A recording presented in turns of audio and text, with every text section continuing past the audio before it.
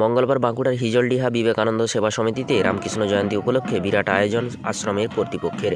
অবাক হন গ্রামবাসীরা।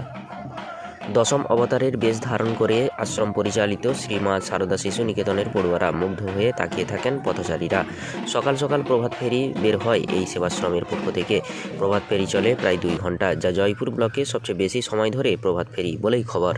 প্রভাত ফেরি শেষে পড়ুয়া গ্রামের শিশু, পথশিশু, সাঁওতাল রমণীদের সকালের খাবার তুলে দেওয়া হয় আশ্রমের তরফ থেকে। বাদ পড়েনি গ্রামবাসীরা, যা সত্যি অনন্য দৃষ্টান্ত। সাঁওতাল রমণীদের নাচে এই জন্মজয়ন্তী আরও একটু পরিপূর্ণ হয়ে উঠেছিল বললে ভুল কিছু বলা হবে না। সন্ধ্যায় শুরু হয়েছিল শ্রী শ্রী চৈতন্য চরিতামৃত, যা চলে প্রায় 2 ঘন্টা। উদ্দেশ্য একটাই, রামকৃষ্ণ ভাবধারা বিশ্বমাঝে ছড়িয়ে দেওয়া। তবে এবছরের নতুন আকর্ষণ রামকৃষ্ণ মেলা 2024। চলুন মঙ্গলবার সারাদিন কি হলো দেখে নেওয়া যাক এক ঝলক। বাঁকুড়া জয়পুর থেকে ইনামুল ভূঁইয়ার রিপোর্ট, নিউজ 10 বাংলা।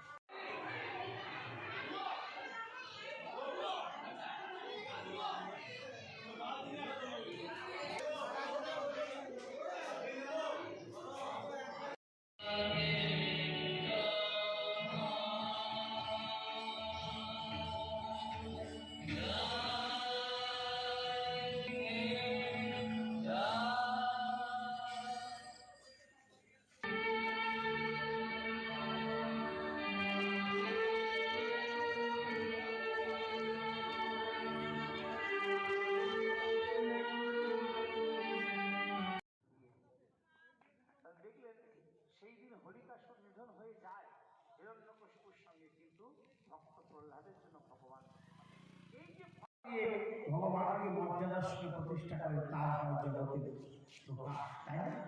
একটা বিনা একটা প্রকাশ।